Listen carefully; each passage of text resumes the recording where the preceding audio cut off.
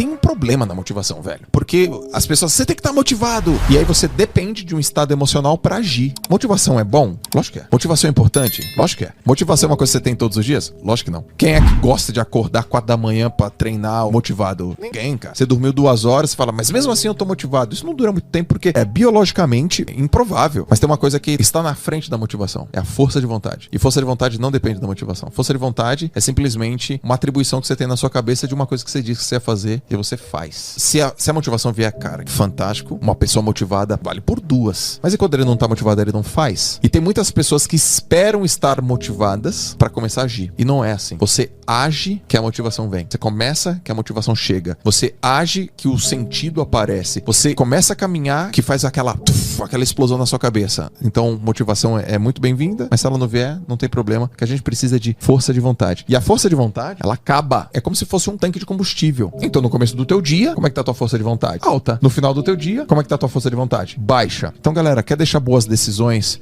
pro seu dia? Deixa por onde você tem muita energia. Força de vontade, acaba. Glicose no sangue diminui força de vontade. Cansaço diminui força de vontade. Percepção subjetiva de esforço diminui força de vontade. Ambientes complexos prejudicam a força de vontade. Então, a força de vontade é uma ferramenta muito poderosa e ela acaba. Então, decisões melhores com força de vontade no topo. Resolve coisas que são mais desafiadoras e que exigem mais energia logo no começo. Não dependa da motivação pra nada. Se ela vier, top. E ela geralmente vem depois que você começa. Tem uma autora chamada Angela Duckworth. E ela é a maior pesquisadora do planeta Terra a entender garra. E ela fala assim, cara, a garra é aquela capacidade de você permanecer firme numa coisa. É uma das coisas mais vantajosas das pessoas que atingem o sucesso. E ela conseguiu, através da pesquisa dela, entender que a garra tem 4 premissas, cara. Uma pessoa que treina muito, ela tem mais garra, ela treina, ela pratica, porque ela entende o que tá acontecendo, ela fala, não, eu tô melhorando, eu tô firme, eu tô entendendo o que eu tô fazendo, porque ela tem noção precisa do que tá acontecendo. A segunda coisa, tem um propósito muito bem definido. Eu quero isso por causa disso. Eu tenho um motivo. A outra coisa, ela tem esperança, velho. E a esperança é alimentada por uma visão futura. A esperança é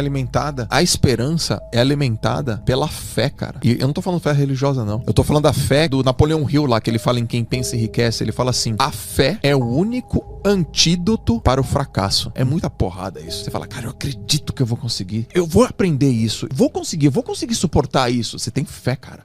Fé. E aí uma pessoa com fé, ela tem mais garra. A fé, em algumas vertentes, também pode ser chamada de autossugestão. É quando você conversa com você. Quanto mais você manda comandos para sua mente, a melhor maneira de você acessar a sua mente subconsciente é quando você manda comando para você mesmo. É quando você repete coisas para tua mente que fortalece a tua fé. Vou te dar um exemplo. O Einstein tem uma frase que a primeira vez que eu li eu falei, puta, que frase animal. Ele falava assim, né? A imaginação é o ensaio da ação. Então você fica imaginando. Então você fala, cara, eu detenho conhecimento, eu detenho capacidade, eu detenho habilidade. E eu vou conseguir isso, cara. Porque eu penso nisso todos os dias. O cara vai dormir e fala, eu penso nisso todos os dias. Isso faz sentido pra mim. Eu aprendi mais um pouco hoje. Amanhã eu vou acordar e eu vou estar com energia. E eu vou aprender mais um pouco amanhã. Eu acredito, eu tô fazendo a minha parte. Você fica reforçando, você fica dando autossugestão. O que acontece? Isso vira padrão do subconsciente. E quando vira padrão do teu subconsciente, quando a consciência vai embora, quando a razão vai embora, por algum evento que acontece, o teu subconsciente emerge. E quando o teu subconsciente emerge, vem o padrão que tá dito ali. Se eu pudesse dar uma dica assim, cara, como é que eu começo a ter mais foco? Como é que eu começo a ter mais performance? Me dá o primeiro passo, cara. Um só. Eu falo, cara, começa eliminando o que te fragiliza. Como assim? Por exemplo, opinião dos outros. Por exemplo, dormir tarde. Dívida. Não se posiciona na frente de uma pessoa. A tua cama tá bagunçada. Qualquer coisa que você percebe que te fragiliza, tira ela da tua vida. Tira, radicalmente. Vai acontecer uma coisa, você vai ficar mais leve. E ao ficar mais leve, você tem mais mobilidade. E ao ter mais mobilidade, você tem mais fluidez. Sabe uma coisa que me fragilizava? Eu queria dizer não conseguia dizer não. Eu não conseguia dizer não, cara. Jogar, vamos ali, vamos. Aceita isso, aceito. Caraca, eu não conseguia dizer não, porque eu tinha uma coisa que era a opinião dos outros. O que cara vai achar? E aí eu li um livro chamado Essencialismo. E aí o cara fala assim, ó, o que é mais importante agora? Tem uma pergunta que permeia o livro, né? O que é mais importante agora? O que é mais importante agora? E aí tem uma passagem do livro que ele fala assim, cara, você tem que aprender a dizer não. Tudo é não, exceto o sim óbvio. O sim é óbvio, Arthur. O sim é muito óbvio. Não sei. Ao invés de falar não sei, diga não. Ao invés de falar vou pensar, fala não. Porque você já pensou, velho. Aí o cara, tá bom, eu vou pensar. Não, fala não. Se fosse sim, teria dito sim. Né? Ele é óbvio, velho. O sim é óbvio. O sim é muito óbvio. O Steve Jobs tem essa frase, né? Foco é saber dizer não. E aí, como é que vai ser essa chave na minha cabeça? Eu lembrei de um livro que eu li chamado O Empreendedor, do Roberto Justus. As coisas que eu li lá, uma das coisas que mais me pegou foi que ele fala assim: as pessoas me confundem com prepotente. Eu não sou prepotente, eu sou contundente. Eu peguei aquilo pra mim. Quando eu falo não, eu não tô sendo prepotente, eu tô sendo contundente. Isso é uma contundência, é uma certeza tão grande, é uma propriedade tão absoluta do que eu preciso fazer que eu te digo não. E não é nada contra você, não é nada contra você, é a favor de mim. E isso faz você ficar no estado presente e observar aquilo que é verdadeiro, aquilo que é real. Passado não é residência, não tem que morar no passado, mas passado serve de lição pra muitas coisas. A minha sugestão é que a gente fique 70% do nosso tempo, cara, vivendo o presente. E que a gente olhe pro passado uns 10% do tempo. E a gente olhe pro futuro uns 20% do tempo. É que tem gente que fica 70% do tempo, por exemplo, no passado, ou 70% do tempo no futuro e 10% do tempo no presente. Não, cara, fica uns 70% aqui, olha pro passado só uns 10% para pegar um aprendizado, projeta pro futuro, você vai ter uma vida melhor. Mindfulness é a capacidade de você prestar atenção no agora. E como é que você faz isso? Um exercício muito simples é respirar. Então, por exemplo, você fecha os olhos, respira e você fala, eu vou prestar atenção no som da minha respiração. Aí o cara fala, porra, essa, João, o som da respiração. Eu tô pensando um monte de coisa. Pois é, esse aqui, porra, essa, o som da minha respiração. Volta, só a respiração. Você traz pro centro. O exercício do Mindfulness não é se concentrar. O exercício do Mindfulness é quando você muda o foco, você trazer pra cá. É isso que fortalece o Mindfulness. Você passou o carro, você fala, não, volta aqui pra respiração. Esse trazer de volta é o que fortalece. E aí você percebe que você fica, cara, eu só consegui ficar 3 minutos. Aí dá 3 semanas, cara, eu só consegui ficar 9 minutos. Eu falo, cara, você triplicou. Aí passa 3 meses, você fala, cara, eu só consegui ficar 1 hora. Aí você fala, cara, você fica 1 hora aqui no presente, prestando atenção numa coisa. Então os caras que são peritos em Mindfulness, o cara ou presta atenção na respiração, tem cara que diz que escuta o sangue passando pela veia, altíssimo nível. Caralho. Sabe, esses monges, os caras escutam o sangue passar pela veia. Se vocês prestarem atenção no batimento cardíaco de vocês vão perceber que o tronco treme. A gente, o tempo todo tá tremendo, cara. Só que a gente não nota. Mas se você jogar o teu Mindfulness pra cá, você vai perceber que, é verdade. Caraca, como mexe isso? Como mexe? Eu aprendi isso em 2005, velho. E foi isso que me ajudou muito. O que eu fazia? Eu acordava, eu treinava 7 horas da manhã, eu acordava às 5. E aí eu tinha um relógio de ponteiro. Eu dormia com meu irmão no quarto, então eu acordava e não acendia a luz. E aí eu ficava olhando pro relógio, eu falei, só presta atenção no tique. Tique, tique. Primeiro dia, 4 segundos. Depois, 6 segundos. Até um dia que eu fiquei 45 minutos só no tique, tique. Foi o ano que eu fiz o melhor resultado como esportista, cara. O atleta, ele convive no limite de tudo. E é tão no limite porque quando ele ultrapassa, ele lesiona. Só que se ele não chega no limite, ele não treinou bem. Então, muitas pessoas falam assim, pô, você faz as coisas todos os dias, né? Eu queria saber como é que eu faço as coisas todos os dias pra ter consistência. O atleta não é que ele faz todos os dias. E todos os dias não é nada. Ele tem que ir todos os dias. E no máximo ele tem que ir todos os dias. No máximo. Foi assim que eu aprendi. O atleta sai meio chateado quando ele faz 95% de esforço. Ele fala, puta, hoje eu treinei mal. Fiz 95% de esforço. Bota um cara na academia que treinou 95% de esforço. Ele sai de lá gigante. Ele fala, cara, treinei, hein? O atleta não, ele treina 100. Todo dia. 100.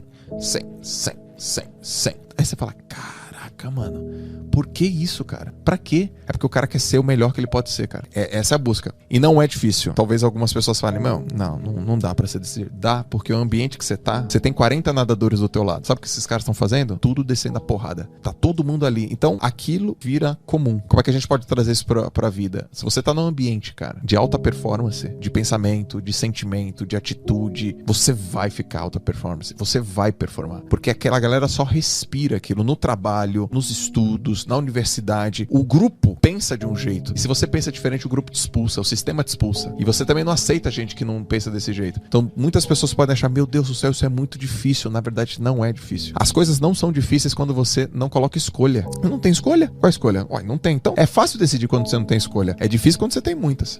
Esse desejo precisa ser transformado em objetivo. Precisa. Se alguém me pergunta, Jó, qual é o teu sonho? Eu tenho dificuldade pra responder isso. Muita. Porque se você me perguntar, Jó, qual é o teu sonho? Eu falo assim, ó, sei lá, tem um projeto social só com moleque carente da periferia e botar uma piscina lá. Aí você fala, minha cabeça já pensa assim, por que então tu não faz isso? Pronto, ele já virou objetivo, entendeu? Eu falo, tá, então o que eu preciso? Pô, eu preciso de uma... Aí minha cabeça já...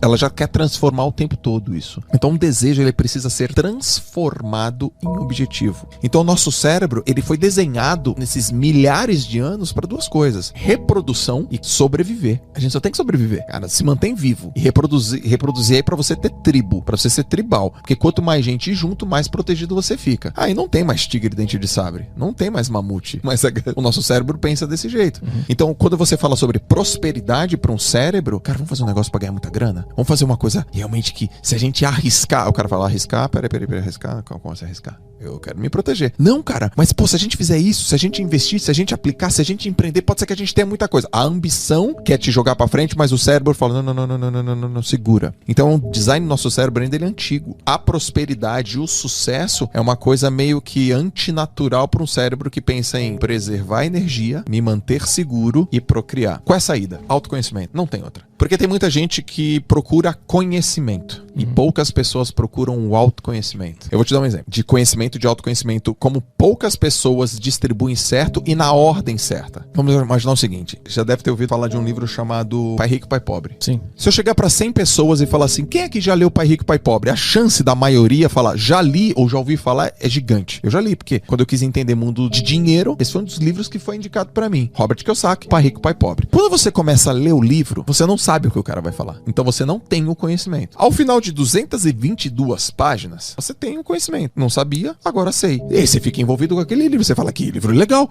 que livro do cacete, porra, caraca, agora eu sei qual é o caminho. E aí você chega lá e fala, mas e aí? Você já ficou rico? Você tá indo no caminho da riqueza? O cara fala, não, é porque isso não é pra mim. Ou seja, ele pega o conteúdo, ele entende o conteúdo, só que ele diz que não é pra ele. E ao dizer que ele não é pra ele, não tem nada a ver com conhecimento, tem a ver com autoconhecimento. Por que você pega uma coisa e depois que você estuda aquela coisa, você ainda continua a dizer que não é pra você? Por que você pega uma história, um relato, um documentário, um bate-papo numa live, num podcast, e você escuta um cara falar e você fala, mas isso aqui não é pra mim? Não é porque te falta conhecimento, é porque te falta autoconhecimento. Por que você sente sempre medo? Por que quando uma oportunidade aparece pra você, você foge? Como que você toma suas decisões? Como que você escolhe as coisas? E o nome disso é condicionamento. De onde você veio, quem te criou, quem gerou autoridade sobre você, qual foi teu modelo na escola, qual foi teu modelo religioso, qual foi teu modelo familiar, qual é teu modelo ambiental. É a somatória dessas coisas que fez você agir, pensar e acreditar nas coisas que você acredita. E aí, por mais que venha outras propostas de conhecimento, se você não tem o seu autoconhecimento, vai ser difícil. Então, qual é a saída? É você se conhecer, para você quebrar algumas questões e você deixar o rio fluir. Como é que eu me conheço? Eu tenho que ler um livro? Não precisa. Eu tenho que fazer perguntas para mim?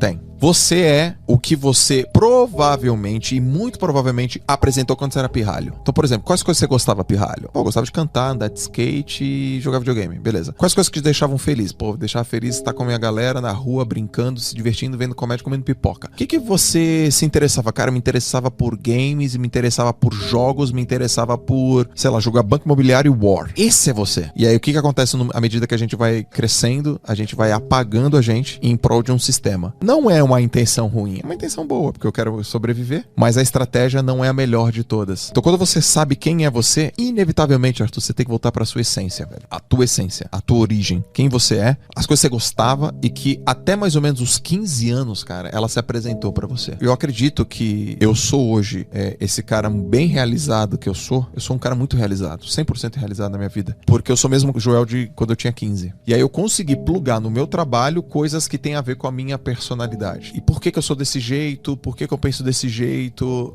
Eu carrego muita herança também do meu pai, e não quer dizer que foram coisas certas. Por exemplo, o jeito que ele tratava minha mãe. Eu já vi meu pai tratar minha mãe muito mal, várias vezes. E eu já tratei parceiras minhas no passado mal. E eu não entendia por que eu fazia aquilo. Hoje eu sei. Porque você não aprende um hábito, você copia um hábito. Eu copiei o que eu vi meu pai fazer. E aí o autoconhecimento me mostrou o seguinte, cara, só porque meu pai fez aquilo, não quer dizer que eu vou fazer. Então você barra aquilo, interrompe, começa um novo ciclo. Que eu não quero que meu filho veja esse jeito eu tratando a mãe dele. Outras coisas eu modelei muito do meu pai, e eu acho uma máxima essa responsabilidade, esse senso crítico pras coisas, mas outras coisas não. O que não dá pra ficar é repetindo padrões que não me levem aonde eu quero. Não tem sentido. Então essa pergunta, quem eu sou, onde eu quero chegar, quais são as coisas que realmente determinam determinam as coisas que eu tenho sucesso. Quer ver outro exercício pra você olhar pra dentro de você? Se você listar 5 coisas das quais você tem orgulho, o que aconteceu na tua vida? Aí o cara vai falar, pô, pelo amor de Deus, não consigo citar uma. Consegue.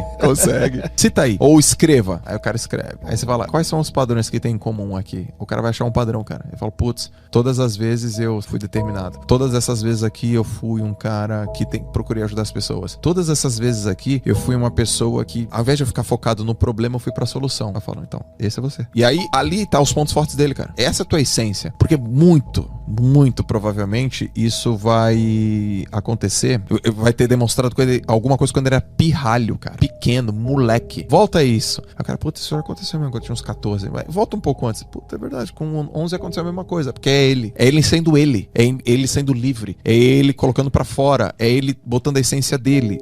A essência dele. Solto, leve, brincalhão, livre. Então, lógico, a gente vive num mundo que a gente tem que ter algumas regras de conduta. Lógico, a gente se ajusta. Mas a essência, cara, a essência é muito importante. Então tem muita gente que fala assim, mas aí o cara é muito determinado e o cara não desiste. Campeões não desistem. Mentira, cara. Campeão desiste o tempo todo. Mas como assim, Jó? Campeão desiste o tempo todo. Quando você pega um plano, você aplica ele não dá certo, você fala, desisto desse plano. Ou desse planejamento. A meta, cara, ela é fixa, assim. Mas as coisas, se elas não estão funcionando, a gente não continua.